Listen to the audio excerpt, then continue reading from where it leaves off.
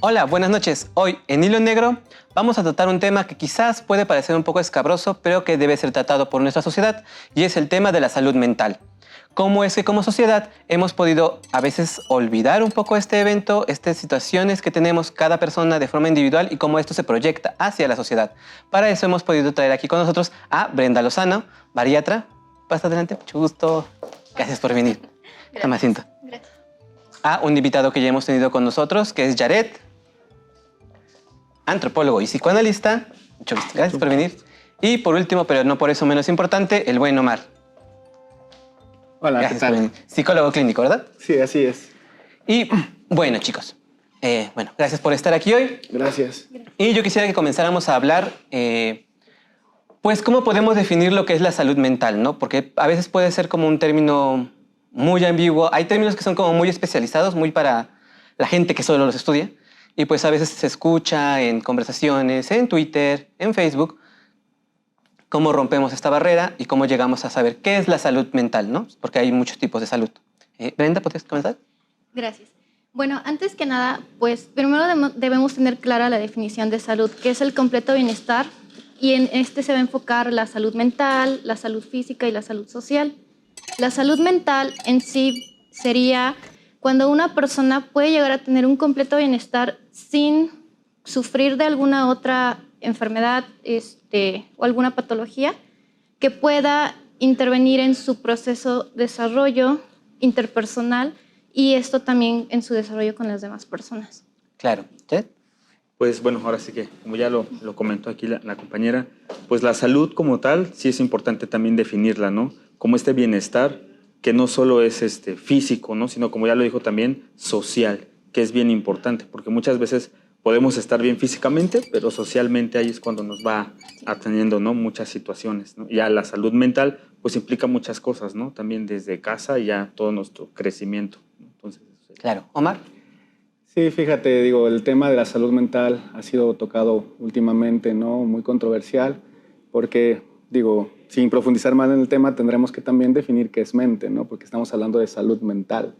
Sin embargo, creo que yo pudiera redefinirlo como una salud psicológica, que como dicen mis compañeros, evidentemente tiene una relación con lo social, tiene una relación con lo interpersonal, ¿no? Pero para mí es, y haciendo o retomando la definición de la OMS, es un estado de equilibrio, ¿no? No nada más es la ausencia de enfermedad, sino de un equilibrio, y específicamente tiene que ver con la forma en cómo pensamos nuestras emociones, cómo expresamos o experimentamos emociones y nuestras conductas. Tiene que haber una coherencia y un equilibrio entre lo que pienso, lo que siento, lo que hago y sobre todo cómo interactúo con el entorno. Cuando estas áreas en el ser humano están equilibradas, puede provocar o favorecer un estado de bienestar. Cuando hay alguna alteración en alguna de estas áreas, entonces podemos decir que hay una poca salud mental, ¿no? Claro, es como también romper esta idea de... Bueno, lo ideal sería este viejo dicho de cuerpo sano en mente sana, pero pocas veces pasa, ¿no? Dentro de estos desequilibrios. Y también romper esta idea de que para estar sano mentalmente todo el tiempo hay que estar feliz, ¿no? Como de una persona todo el tiempo feliz que en realidad causaría un poco de ruido, ¿no? Como que personas tan optimistas, a mí personalmente a veces es como de... Pero tal vez sea porque yo estoy un poco amargada, pero es otro tema.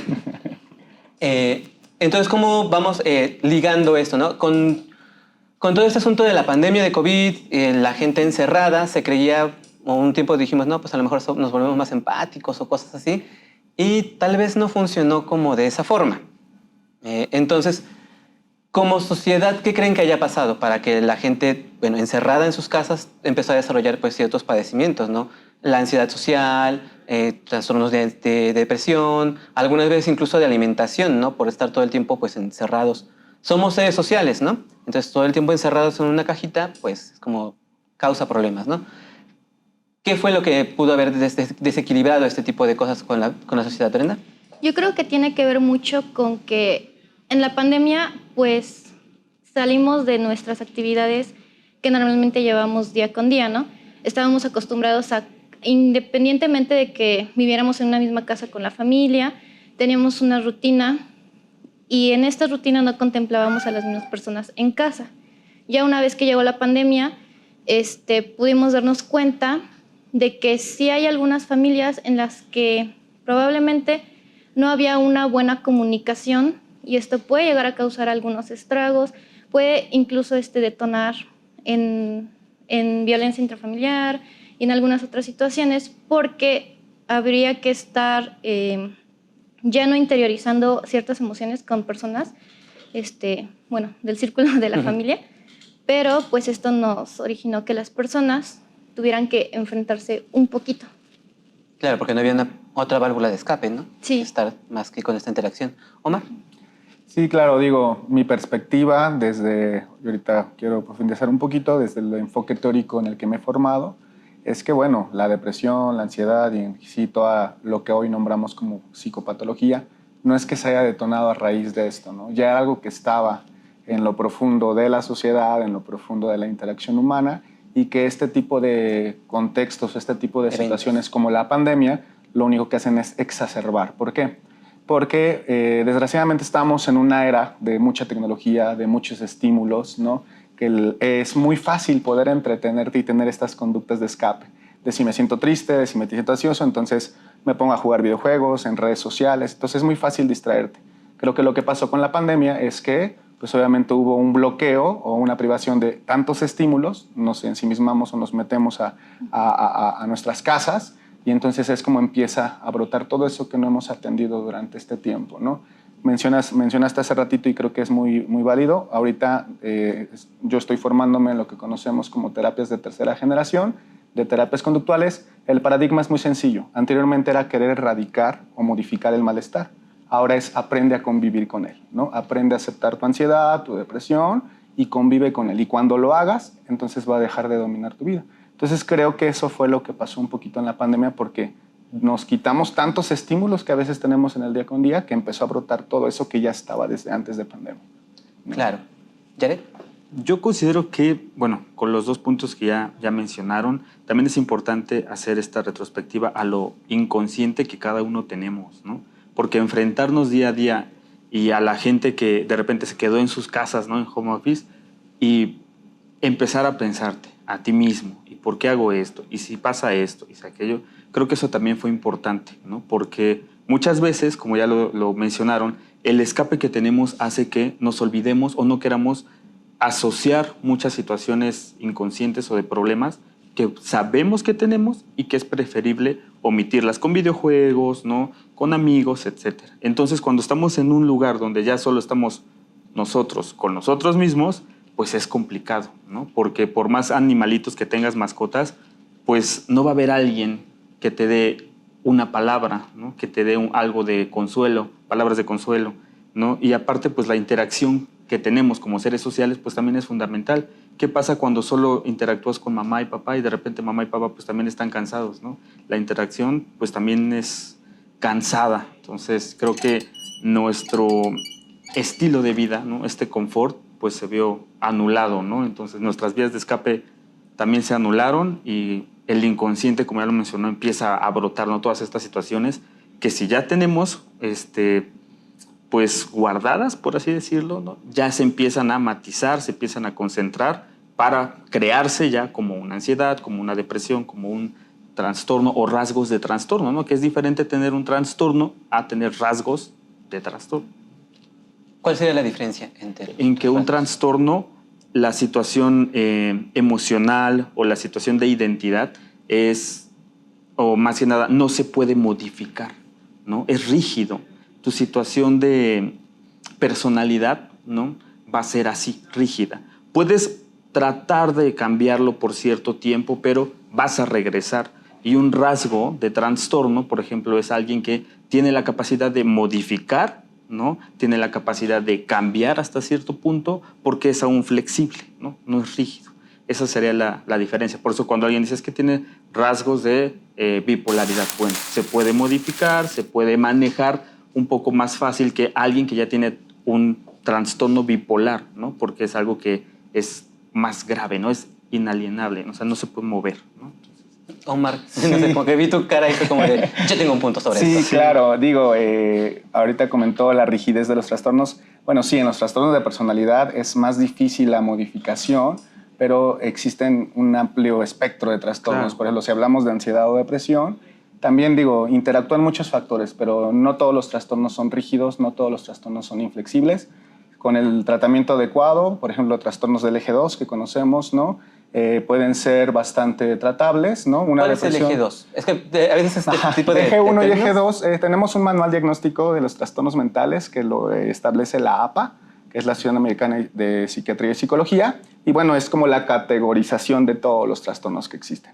Eje 1 y eje 2 hace diferencia de que son trastornos de personalidad, como los que menciona mi compañero, y otros trastornos clínicos, que los trastornos de personalidad son más rigurosos, más rígidos, porque tienen que ver con una historia de aprendizaje desde la infancia. Una depresión, por ejemplo, que es clínica, todos la podemos padecer.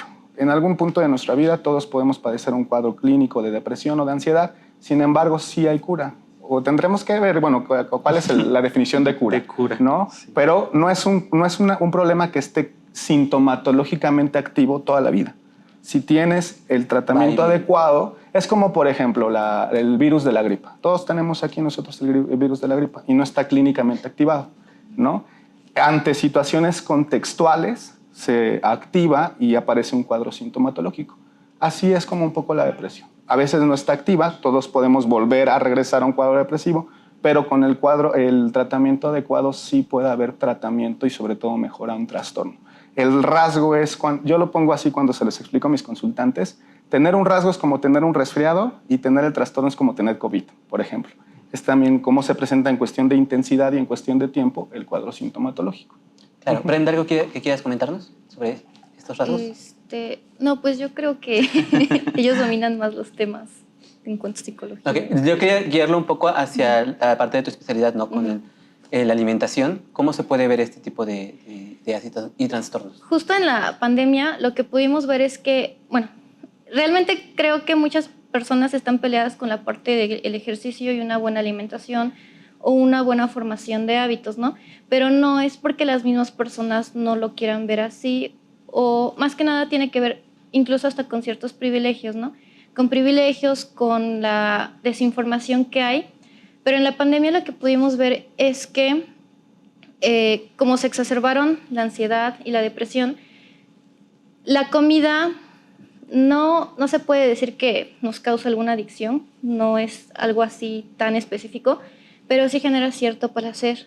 Y sí hay alimentos que al paladar, que saben bien, nos generan cierto placer. Cuando estábamos en pandemia, eran tantas las situaciones que nos estaban agobiando, tanto pánico, que a veces uno de los escapes que comentan ellos era la comida, la alimentación. Entonces se exacerbaron algunas patologías, algunas personas que inclusive no podían ya controlar otras enfermedades crónicas que ya tenían, como la diabetes, hipertensión, por lo mismo de que no había este servicio en los centros de salud, por también falta de personal de salud, pues se exacerbaron bastantes cosas, ¿no? Entonces, esto, pues al ser como una bola de hielo que va creciendo, hace que las personas que ahora pueden presentar sobrepeso, obesidad, también puedan acompañarlo de un cuadro de ansiedad, de depresión. No es de ley que todas las personas obesas tengan alguno de estos, por ejemplo, de estas patologías, ni que todas estas patologías vayan acompañadas de obesidad, pero sí tienen un impacto muy fuerte en su salud mental. Claro. Hace rato estaban mencionando, bueno, a la APA y todo así. Generalmente las universitarios están muy acostumbradas al modo cita APA, que es muy común, ¿no?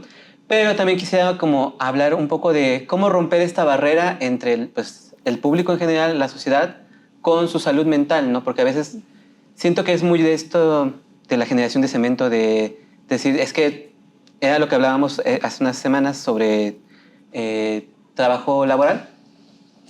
Bueno, es una cosa que estoy desarrollando yo. A veces esta idea de si no aguantas las cosas es porque eres muy débil, va esta idea, ¿no? De que la debilidad es algo malo y ser vulnerable también es algo malo. Eso también crea una serie de trastornos y una serie de ideas y también llega a hacer que el público en general acuda a una consulta, sobre todo una consulta psicológica, ¿no? Porque ahí está toda esta idea estigmatizada de lo que es una persona loca, ¿no? En el siglo XIX estaba esta idea, ¿no? Incluso de la cara de loco, ¿no? Como era una persona... Las medidas del cráneo. Las medidas del cráneo que tomaban, de la frenología. Ajá, así se llamaba este campo de estudio. ¿no? Que te daba incluso las características físicas, biológicas y todo anatómicas de un loco. Y todos los trastornos se englobaban en esto, ¿no? Siento que, pues sí, como sociedad sí nos quedamos mucho con esta idea, ¿no? De lo que es ser un loco y lo malo que es estar loco. ¿Cómo es que podemos hacer que la gente se vuelva a acercar o se acerque directamente a alguien especialista de la salud, sobre todo salud mental, ¿no? No sé si, Omar. Sí, claro. Digo, obviamente dentro del estudio del comportamiento humano y la psicología hay muchas áreas, muchos paradigmas, muchos enfoques. Yo en lo personal últimamente me ha gustado mucho un enfoque que conocemos como terapia de aceptación y compromiso. ¿Cuál es el centro? Digo, Steve Aves, que es el autor, nos dice esta parte de despatologizar problemas de la vida cotidiana, porque hemos llegado a un punto donde ya todo es patológico, ya todo es malo, ¿no?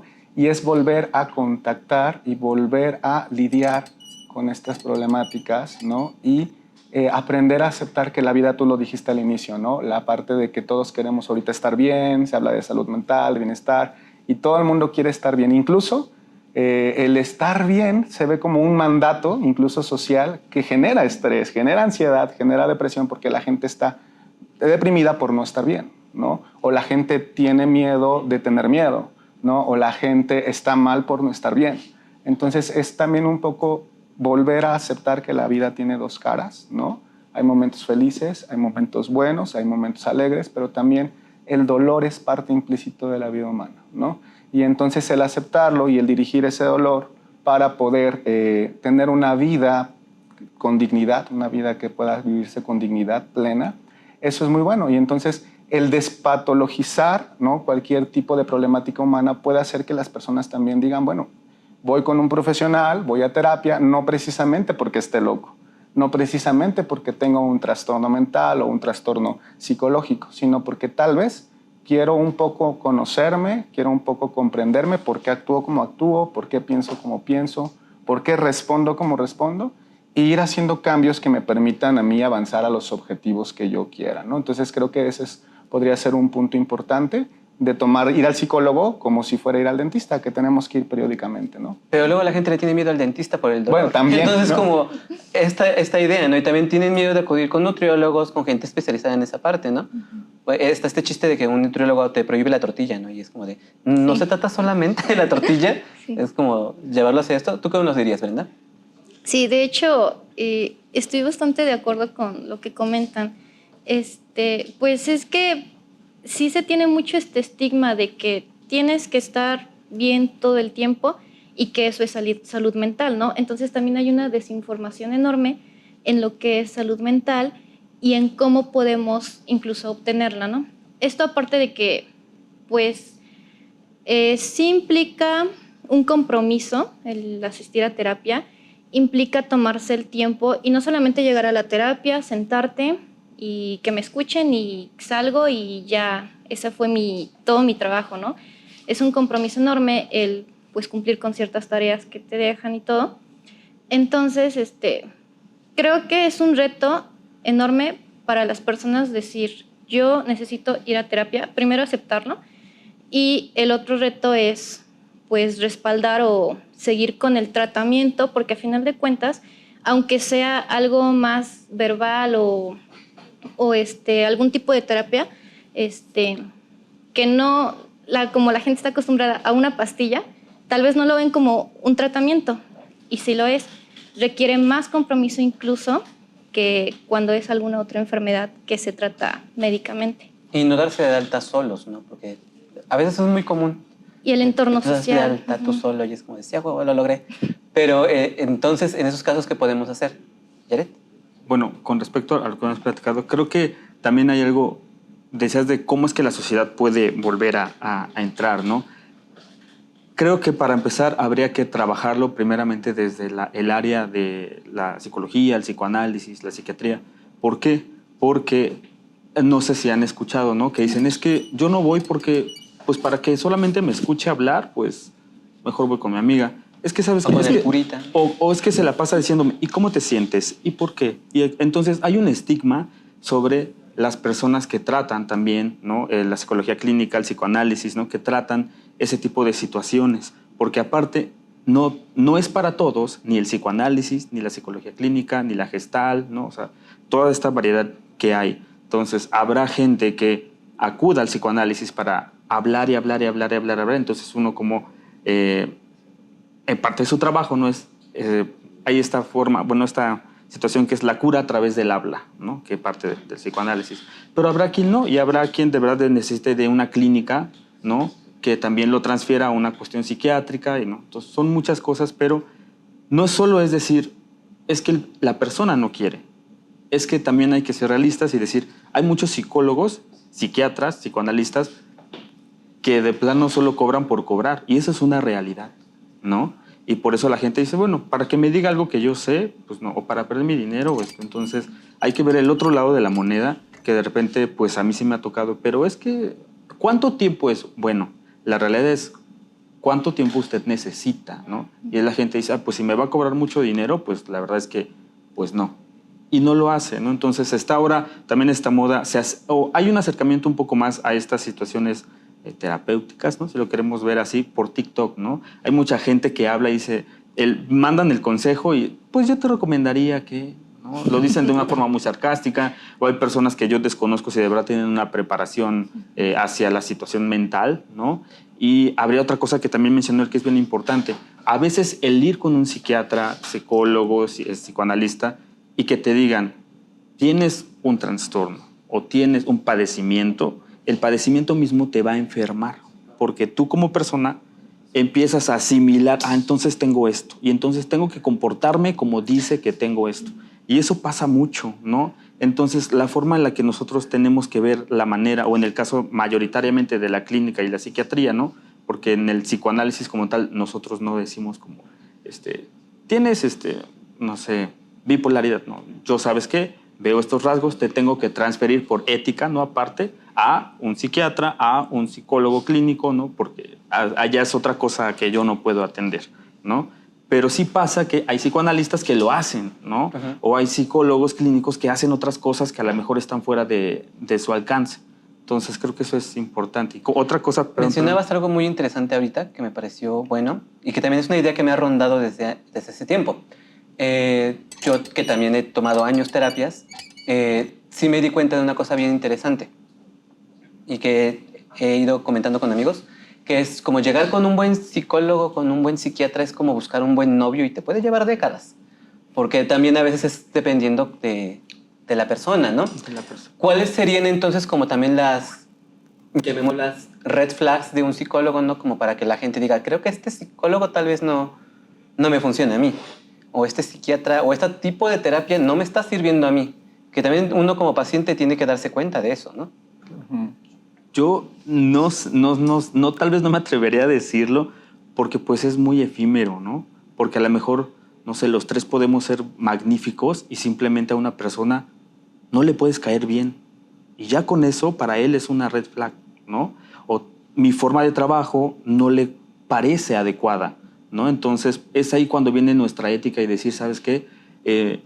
Si no te sientes a gusto, ¿no? Si tú consideras, ¿no? Esta cuestión de hablar, interactuar con la persona sí es importante, ¿no? Y no solo tratar de mantener la fuerza, ¿no? Y más que nada que puedan modificar, ¿no? Sanar todas estas situaciones a su ritmo y a su paso. Entonces creo que así como una red flag estándar, a no ser que sean como muy de película, ¿no? Que sean como su bata y así, que ahí sí dices, no, mejor no, mejor me voy al Insabi. ¿Brenda? Bueno, yo creo que sí es cierto lo que mencionan. En todas las áreas de la salud creo que hay que tener una conexión, o sea, no llegaría a abrazar al paciente, ¿verdad? Pero sí se debe tener como esta conexión entre que uno debe tener empatía por el paciente y que el paciente debe sentirse escuchado. Nosotros como personal del área de la salud tenemos que hacer un buen trabajo y sí, no tenemos que ser a veces tan cuadrados ni tan estrictos con los pacientes. Debemos entender que tienen a veces momentos de debilidad, momentos de mejores que otros y enfocarlos entonces como que a sobrellevar esto, a superarlo, incluso a que no se desmotiven en cualquiera de los tratamientos, porque pues obviamente, ¿no? Como en la vida siempre va a haber altas y bajas. Entonces, si tú como paciente te estás sintiendo bien con un profesional de la salud, si te está llevando a sacar mejores aspectos de ti mismo, yo creo que eso sería como que una banderita verde muy buena o muy importante a considerar siendo uno paciente. Claro. Omar. Sí, fíjate, digo, sí, coincido mucho con los compañeros, pero para mí sí es importante un poco, al menos en el aspecto terapéutico, que la persona que está brindando el servicio tenga una comprensión vasta del comportamiento humano. ¿Por qué? Porque evidentemente cada persona es un mundo, pero te puedo decir que nosotros en la terapia trabajamos con conductas blanco, que generalmente son conductas problemáticas que tiene la persona al interactuar con su contexto. Y que la terapia también es un contexto de interacción. Entonces, esas conductas se van a presentar en lo que llamamos la relación terapéutica. Entonces, si el paciente está incómodo, si el paciente se molesta algo contigo, si el paciente no le caíste bien, es que esa conducta probablemente también se refleje en su vida y tú tienes que, en el ambiente de la terapia, que es un ambiente controlado, ayudarle a entender cómo es que funciona este comportamiento, lo que implica y ayudarlo a proveer cambios a través de la misma terapia. Para mí, yo trabajo con algunos usuarios que tienen con trastornos de personalidad y a veces tienen conductas bastante rígidas.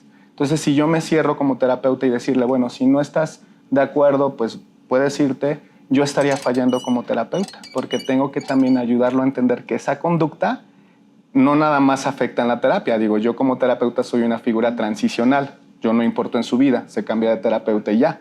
Pero si esto pasa con su mamá, con su papá, con su pareja, eso sí tiene un impacto significativo en tu vida. Entonces tenemos que estar, primero, disponibles para el otro. No se trata de uno como usuario, perdón, como terapeuta. Entonces para mí es importante que todo esto el terapeuta lo tenga en cuenta. ¿Y cómo va a funcionar esto? Bueno, para mí, con base en la especialización.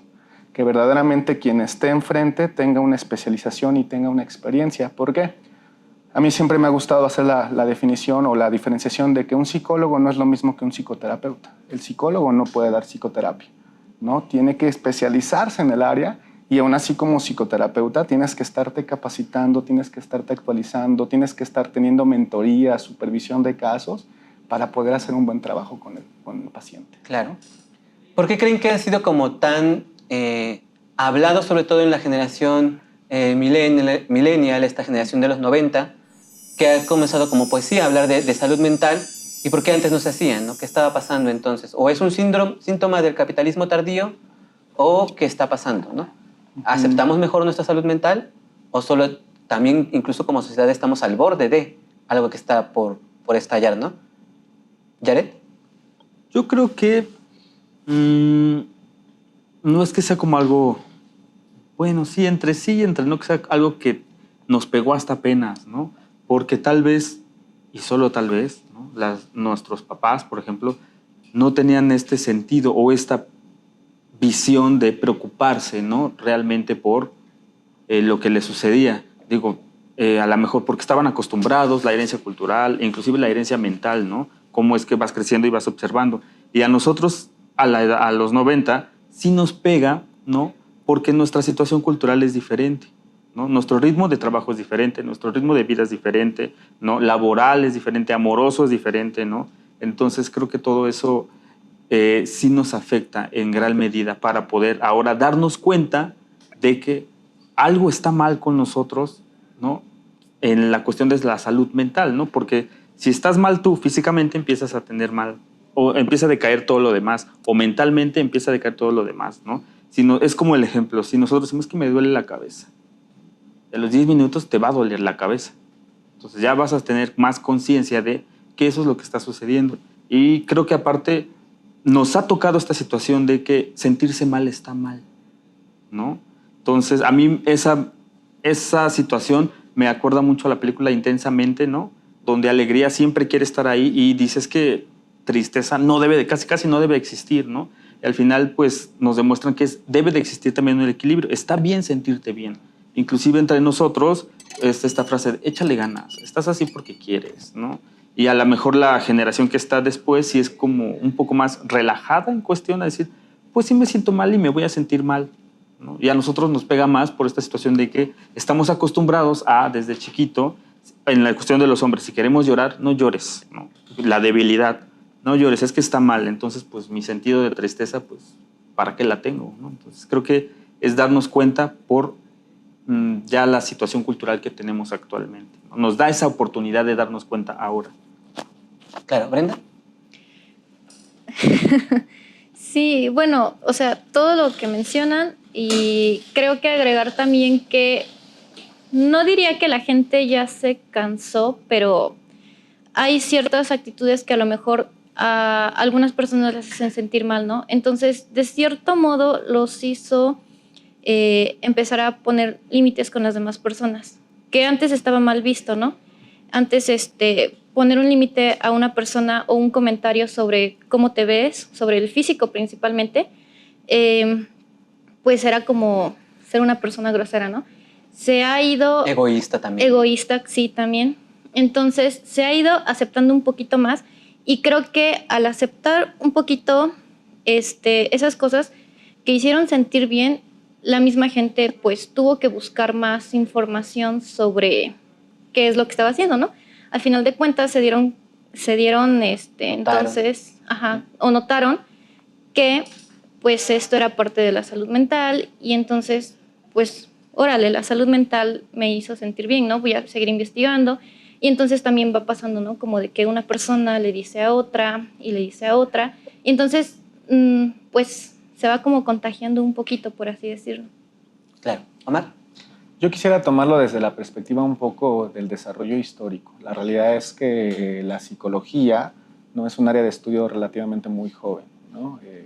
Y también entender el cómo surge, ¿no? En contextos más hospitalarios, en contextos más clínicos, y poco a poco con el paso de los años se ha llevado más a la vida cotidiana. Digo, retomando del psicoanálisis, surge en el siglo XIX y era para cierto sector de la sociedad que tenías un poder adquisitivo para poder costear este servicio, ¿no? Y posteriormente, en lo largo de la historia, se ocupa este estudio de la conducta humana, incluso con fines bélicos, ¿no? Se empieza a generar a otras áreas de intereses del ser humano, hasta que poco a poco se va aterrizando, ¿no? A la parte más cotidiana, a la parte más del día con día, de darnos cuenta que esto del estudio del comportamiento nos puede ayudar, ¿no? Y digo, creo que acá en México y en general en Latinoamérica vamos todavía muchos pasos atrás, ¿no? Porque, por poner un ejemplo, muchos de los enfoques en los que me he especializado tienen origen estadounidense o origen anglosajón, ¿no?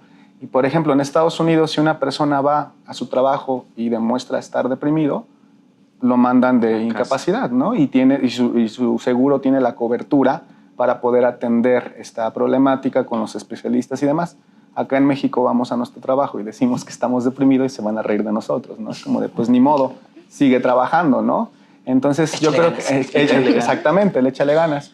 Sin embargo, también creo que también el desarrollo tecnológico, no nada más lo de lo digital, de la era digital, sino del estudio, ¿no? Y de obtener más conocimientos de más áreas del ser humano, nos ha llevado a que se vaya expandiendo todo esto y que vamos en el camino, vamos poco a poco compartiendo un poco más de información y cada vez normalizando más y metiéndonos más al tema de la salud mental, ¿no? Estabas hablando ahorita del término, bueno, del aspecto laboral, ¿no? Marx menciona mucho esto de que la gente tiende al suicidio y a la depresión precisamente por los métodos capitalistas, ¿no? Este trabajo hasta la extenuación que también atraviesa obviamente un asunto de clase. ¿Puede parecer la salud mental entonces un asunto muy de clase? ¿Y cómo rompemos esta idea de que tan solo ciertas clases privilegiadas pueden acceder a los sistemas de salud mental? Yo creo que sí es un asunto de clase, ¿no? Ya lo mencionaba desde el psicoanálisis, ¿no? Era para la gente pues burguesa, ¿no? La gente que podía estar ahí en el hospital, las mujeres histéricas, todo esto, ¿no? Inclusive desde antes, ¿no? Por ejemplo, en las sociedades primigenias, ¿no? Igual, ¿no? Empieza con todo esto de la salud mental, que era mágico-religioso, con los griegos y los romanos, ¿no? También quiénes podían hacer eso, o quiénes tenían la cuestión o el tiempo o el poder, si lo quieres ver así, de hablar sobre la salud mental, ¿no? Pues, por ejemplo, nada más los filósofos, ¿no? Los demás. Y así vamos.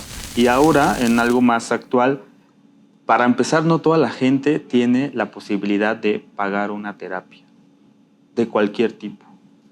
Entonces creo que eso ahí ya, desde ahí ya vamos a una situación de clase social. ¿Por qué? Porque además, en una cuestión académica, ¿no? O educativa, no a todos se les enseña que estar bien está mal, ¿no? O que estar bien está bien también.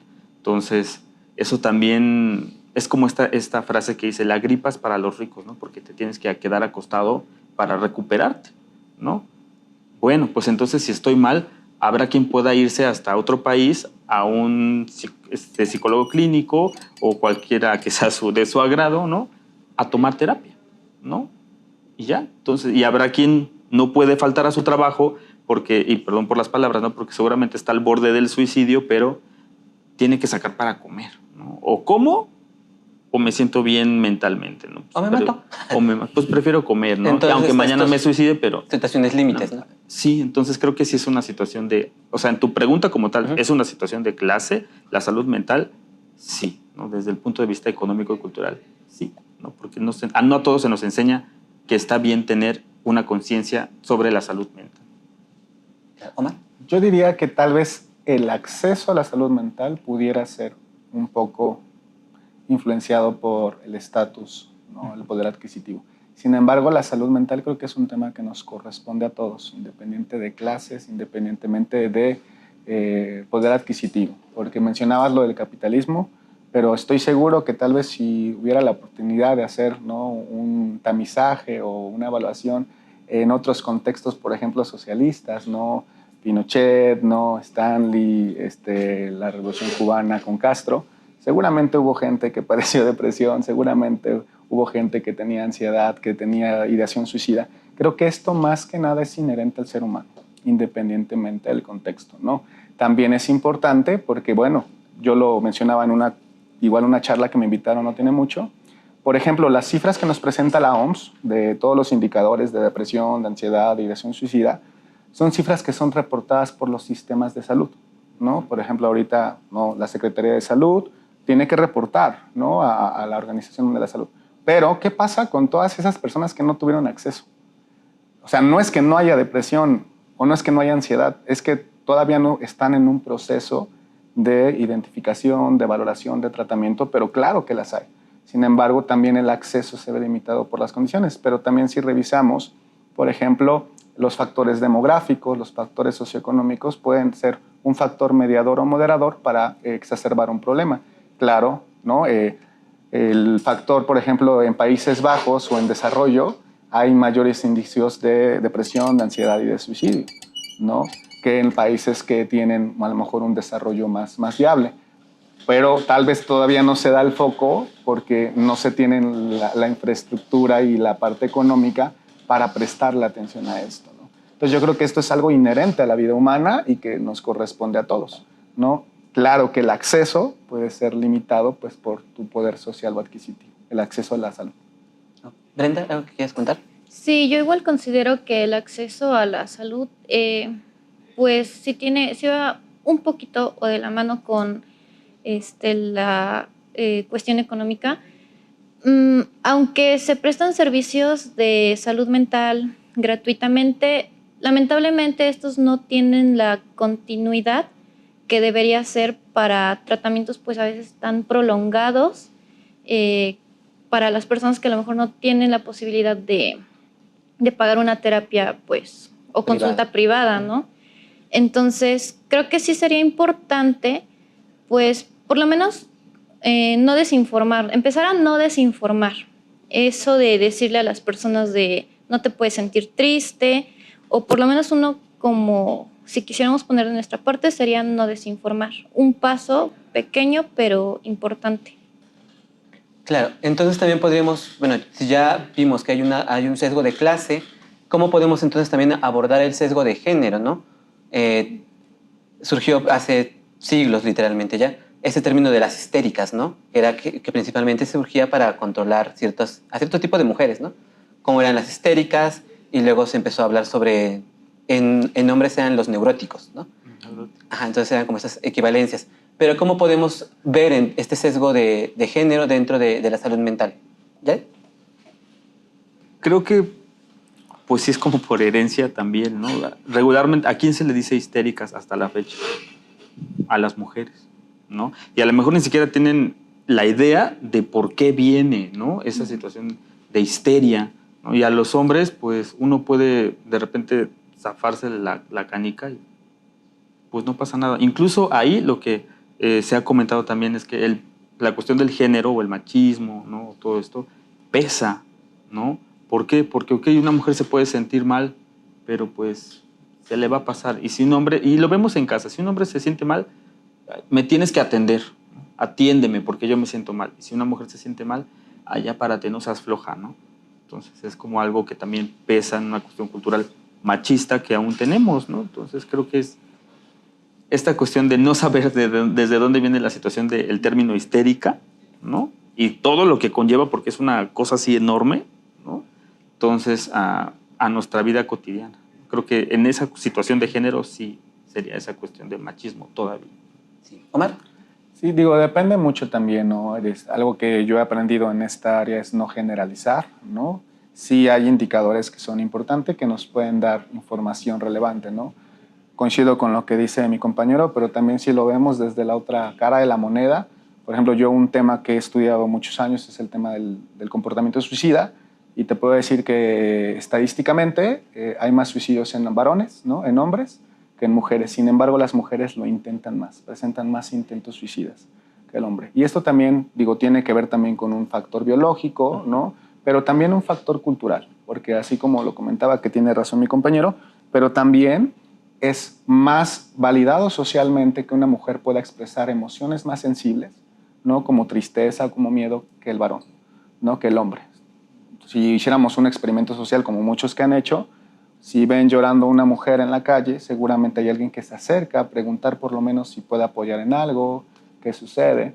Pero si ven llorar a un hombre en la calle o tener miedo, casi nadie se va a acercar, ¿no? Lo vemos día con día. Cuando un hombre expresa una emoción como tristeza, vienen algunos comentarios peyorativos, ¿no? Como de que no eres hombre, los hombres no lloran.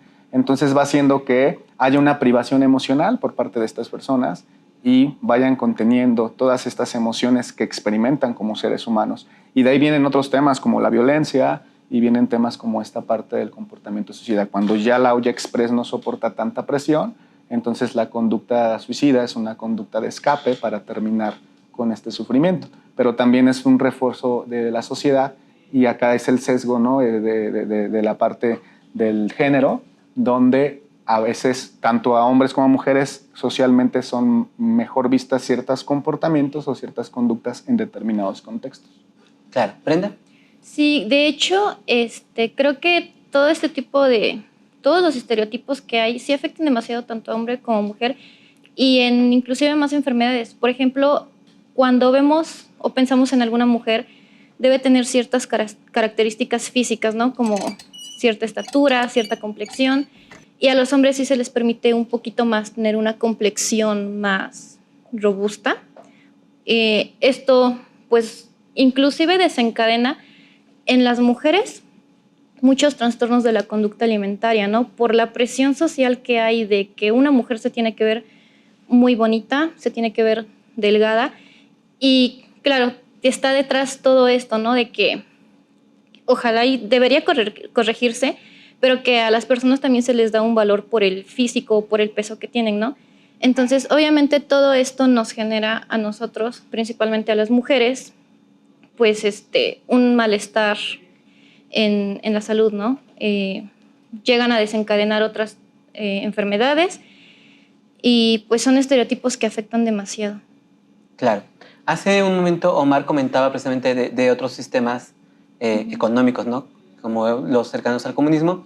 Y sí me acuerdo mucho de un estudio que hablaba de cómo es que en Estados Unidos surgió esta fiebre de los asesinos seriales durante los 80s, y en las últimas décadas de la Unión Soviética se siguieron ocultando, ¿no? Los casos de asesinos que hubo ahí, ¿no? Porque sí son similares.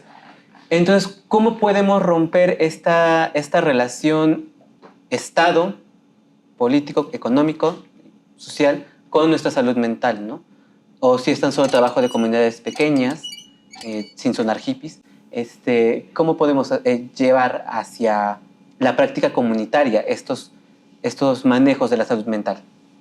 Ok, sí, yo creo que es casi posible dividirlas y romperlos, porque el ser humano está en interacción con una sociedad y la sociedad está en interacción con ese ser humano, ¿no? Yo creo que más que nada es que ir aprendiendo como humanidad de nuestros errores, de lo que no nos ha funcionado e irlo corrigiendo, ¿no? Yo creo que sí tiene que ver mucho el contexto que viene, si lo vemos en una visión ecológica, que viene desde macrosistemas, ¿no? Y afectan al individuo. Entonces, acá he sido un poco actualizándonos. Por ejemplo, yo tuve la oportunidad en algún momento de trabajar en el sector público y hay programas de prevención y promoción de la salud mental, que todavía no le damos mucho auge, todavía incluso no hay mucho presupuesto para este tipo de acciones. Yo ahorita en mi práctica privada, con mi equipo de trabajo, tenemos acciones de prevención y promoción, donde nos acercamos a las instituciones educativas que nos abren las puertas de su casa, ¿no? A dar charlas, orientación para padres, ¿no? Que también la iniciativa privada podemos aportar un poco ahí porque formamos parte de la misma sociedad, ¿no? Y que cada vez yo creo que las personas que vayan ocupando estos puestos estratégicos, que tengan la capacidad de tomar decisiones para acciones masivas, pues tengan muy claro, ¿no? el cómo se trabaja o cuál es la problemática de la sociedad y poder converger en acciones y apostarle a la prevención. Yo creo que la prevención es algo muy importante que no hemos puesto atención estos últimos años. Claro. ¿Jared? Creo que, bueno, a lo que yo iba también era a estas situaciones de planes, ¿no? Que se tienen en el sector público hacia las comunidades, ¿no? Grandes o pequeñas, pero como ya también lo mencionaba el compañero, no le dan tanta importancia, ¿no? Es más como de, pues nos están exigiendo un plan de atención, ¿no? Un plan para la salud mental, pues manda a 2, 3 psicólogos, ¿no? Y a ver qué sale, ¿no? Ya regresan y, ¿cuándo sale? Sí, bien. Funcionó de maravilla, pero la realidad es que no solo serían psicólogos, para que se pudiera hacer de manera correcta tendría que ser algo multidisciplinario, ¿no? Nutrición, ¿no? En el caso que yo también soy antropólogo, pues antropología, ¿no? Que también es comportamiento humano, psicología clínica. Creo que todos podemos aportar algo para un bienestar social hacia la salud mental, ¿no? Pero, como dice, esperemos que algún día, ¿no? Alguien diga, bueno, en el sector privado me parece maravilloso, ¿no? Que él intente hacer esto, porque muchos sectores privados no lo hacen a no ser que tengan algo a cambio, ¿no? Y ahí es la anterior pregunta, ¿no? Esta situación económica. Entonces, pues sí tendría que ser alguien que sí quiera fomentar la salud mental desde un puesto alto, ¿no? Si no, pues van a seguir estos planes de contención, pero a medias. Claro. ¿Brenda? Yo creo que sí, como red de apoyo como sociedad, y sí voy a abogar por las personas que tienen sobrepeso u obesidad, es que si nosotros tenemos una, no sé, nuestra mamá, nuestro papá, novio o novia, que está tratando de lidiar con esta situación, estas personas ya de por sí, su salud mental se ve bastante comprometida, ¿no? Y todavía lo es cuando quieren generar un cambio. ¿Qué pasa cuando vemos a la persona que está comiendo una ensalada? O sea, lo primero que van a llegar y decirle es, ¿estás a dieta? Ay, ya te hacía falta, ¿no? Entonces, creo que empezar como sociedad a dejar de juzgar a las demás personas en ver lo que están haciendo bien o lo que están haciendo mal. Hay que empezar a respetar, ¿no? Hay que empezar a respetar con comentarios los cuerpos ajenos, las conductas ajenas. Una forma de apoyar mucho a este tipo de pacientes, pues es creando hábitos saludables con ellos, ¿no? Por ejemplo, y se ve bastante, las personas que buscan bajar de peso, lo que hacen la familia es que ellos están al lado sentados tomándose su coquita con sus chicharrones y la otra pobre persona está solita comiéndose su ensaladita de verduras y esto pues es muy difícil, ¿no? Entonces, algo que se tiene que hacer es empezar también ya a apoyarnos entre todos, ¿no? Si no es con palabras, también con acciones, pero sí, ser una red de apoyo entre todos y dejar de estigmatizar también a las personas, ¿no? Porque muchas veces, y me ha tocado escuchar comentarios de personas que dicen, ay, tal persona tiene esto o se ve así, ¿no? Cuando ni siquiera sabemos qué hay detrás, ¿no? Y si esa persona nos llega a escuchar o llega a escuchar un mal comentario, no sabemos si podemos ser una de la gotita que rebase un vaso. Entonces, sería algo muy importante. Claro. Bueno, pues muchísimas gracias. Yo quiero agradecer a nuestro panel, a Omar, a Yaret, a Brenda. Espero que juntos hayamos desenmarañado este tema tan enredado que a veces parece ser la salud mental. Y bueno, yo soy César Bringas y esto fue Hilo Negro. Muchas gracias.